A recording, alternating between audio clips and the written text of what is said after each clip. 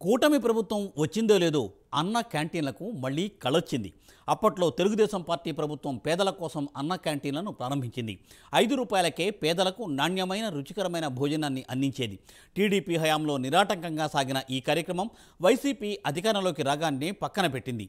ఇప్పుడు కూటమి తిరిగి అధికారంలోకి రావడంతో మళ్ళీ అన్న క్యాంటీన్లు తెరుచుకొనున్నాయి.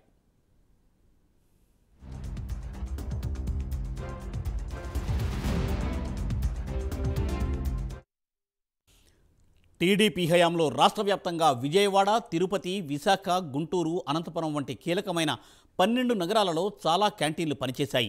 వీటిని ఇస్కాన్ సంస్థకు అప్పగించిన విషయం తెలిసిందే.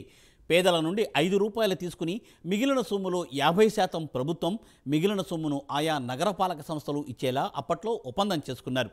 దీంతో అన్న క్యాంటీన్లు నిర్విఘ్నంగా కొనసాగాయి.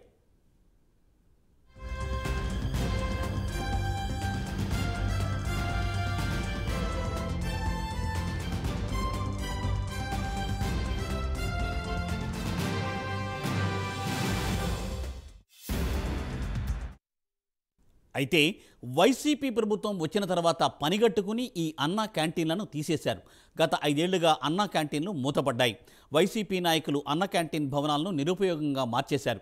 దీనిపై గతంలోనే చంద్రబాబు మండిపడ్డారు.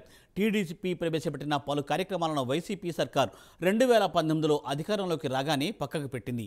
వాటిని తిరిగి కంటిన్యూ చేస్తానని ఎన్నికల ముందు చెప్పిన చంద్రబాబు ఆ దిశగా అడుగులు ముందుకు వేస్తున్నారు. అన్నా క్యాంటీన్లు తెరిపించేందుకు నాయకులు ఉవ్విళ్లూరుతున్నారు.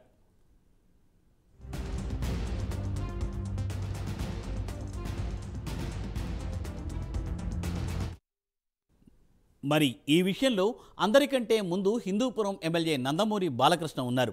తన 64వ పుట్టినరోజు సందర్భంగా రాష్ట్రంలో తెలుగుదేశం ప్రభుత్వం ఏర్పడినందుకు హిందూపురం పరిధిలో మొట్టమొదటి అన్న క్యాంటీన్ను ఆయన పునఃప్రారంభించారు. సుమారు 200 మంది పేదలకు మధ్యాహ్నం నుండి ఉచితంగానే అన్నం వడ్డించారు. ఇక కొవ్వూరులో కూడా మరో అన్న క్యాంటీన్ ఓపెన్ అయింది.